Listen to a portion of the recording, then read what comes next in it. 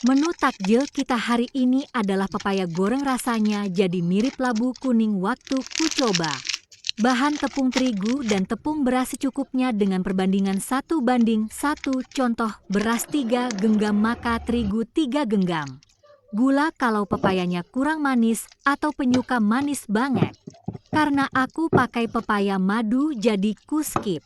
Dan terakhir yang pasti minyak goreng untuk membuat pepaya jadi gorengan.